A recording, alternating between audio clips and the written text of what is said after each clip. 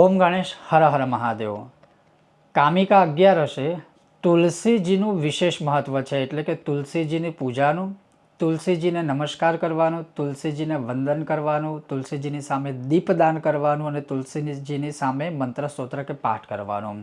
હવે એ બધું મહત્વ શું છે ને એનાથી શું ફળ પ્રાપ્ત થાય અને એ આ વખતે ક્યારે છે એ આજે આપણે સત્સંગ કરીશું। જો તમને આ સત્સંગ વિષય વિડીયો પસંદ આવે લાઇક કરજો, શેર કરજો અને ચેનલ પર નવા હોય તો સબસ્ક્રાઈબ કરજો। તો ચાલો સત્સંગ શરૂ કરીએ। 21 જુલાઈ કામિકા એકાદશીએ સવારે, બપોરે, સાંજે કે સંધ્યાકાળે કોઈ પણ સમયે, પણ જો સવારે કરો તો વધુ સારું।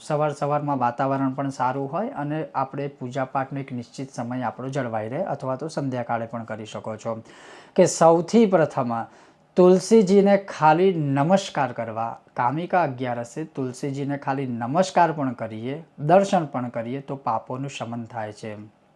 તુલસીજીની સામે સાષ્ટાંગ નમસ્કાર કરીએ કે વંદન કરીએ, એટલે કે કોઈ મંત્ર સાથે વંદના કરીએ તુલસીજીની, તો આપણું શરીર પાવન થાય છે, પવિત્ર થાય છે। એ જ રીતે તુલસીજીને સ્પર્શ કરીએ તો આપણું શરીર પવિત્ર અને પાવન થાય છે।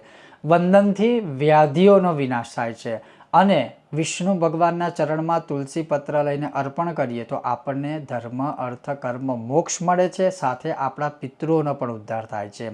બીજું કે આ એકાદશીએ તુલસીજીના સાનિધ્યમાં ગાય માતાના ઘીનો ઊભી કે આડી વાટનો દીવો કરવો। કોઈ પણ હોય, ઊભી વાટ હોય, આડી વાટ હોય, પણ મૂળ ગાય માતાના ઘીનો દીવો કરવો સવારે, બપોરે, સાંજે કે રાત્રે, મેં કીધું એ પ્રમાણે। એટલું કરવા માત્રથી પણ મનુષ્યના ઘરમાંથી દરિદ્રતા હોય, કંકાશ હોય, ક્લેશ હોય, આ બધું દૂર થઈ જાય છે। અને એમાં પણ ભગવાન એટલે સુધી કહે છે કે આ 11 કોઈ પણ માણસ આખી રાત્રે અખંડ દીવો જો તુલસીજી આગળ પ્રગટાવીને રાખે કે પ્રજ્વલિત રાખે તો એના મહાત્મ્ય વિશે કોઈ પણ કહી શકે એમ નથી। ભગવાને તો કહ્યું છે કે ભિન્ન ભિન્ન પ્રકારના અનેકો પાપોનો મનુષ્યનો વિનાશ થતો હોય છે। એના પછી તુલસીજીની સાનિધ્યમાં કે તુલસીજીની આગળ બેસી અને શ્રી વિષ્ણુ સહસ્ત્રનો પાઠ કરવામાં આવે। જેમ કે તુલસીજીના વિષ્ણુ સહસ્ત્રના મહાત્મ્યમાં પણ કહેલું છે કે તુલસીમ સન્નિધૌ, તથા જે કોઈ મનુષ્ય તુલસીજીની સાનિધ્યમાં વિષ્ણુ સહસ્ત્રનો પાઠ કરે છે અથવા તો કરશે એના બધા પાપોનું શમન થશે અને શ્રી હરિની કૃપા પ્રાપ્ત થશે।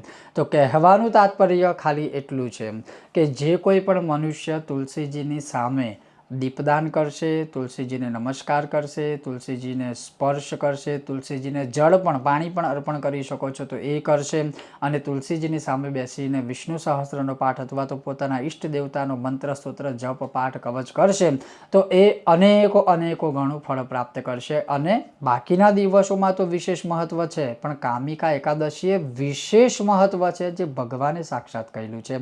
હવે અમુક લોકોને એ પ્રશ્ન થાય કે તુલસી પત્ર ન મળે તો શું કરવું? જો તુલસી પત્ર ન મળે તો એક જ વખતમાં તમારે એવું કરવું જોઈએ કે ચાંદીના કે સોનાના તુલસી પત્રો બનાવી દેવાના તમારી સ્થિતિ પ્રમાણે, અને એ જ તુલસી પત્ર જ્યારે આવા મહત્વના દિવસો હોય અથવા નિત્ય શાલિગ્રામ ભગવાનને ચડાવવાના, પાછા ધોઈ નાખવાના પાણીથી, શુદ્ધ જળથી, અને પાછા ફરી ચડાવવાના। એ રીતે પણ ચાલી શકે, પણ ક્યારે? જ્યારે દેશકાળ પ્રમાણે તમને તુલસી દળ કે પત્ર ના મળે ત્યારે।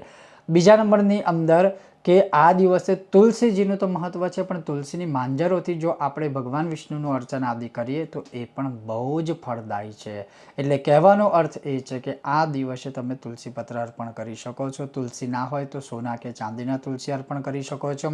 અને તુલસી પત્ર જો અવશ્ય બની શકે તો મેં કીધું એમ કે સોના કે ચાંદીના, કે હું કહું છું કે સ્થિતિ સાવ સારી ના હોય તો તાંબા પિત્તળના પણ બનાવીને શિવજી, આપણે શાલિગ્રામ ભગવાનને કે વિષ્ણુ ભગવાનને અર્પણ કરી શકાય છે। અને છેલ્લું ઓપ્શન છે આ, કે જો તમે સોના ચાંદીના પણ તુલસી દળ ના બનાવી શકો તો મારો વિશેષ મત એવો છે કે અત્યારે તુલસીજીનો પાવડર તમને દરેક દુકાનોમાં મળી જશે, શુદ્ધ, પ્યોર।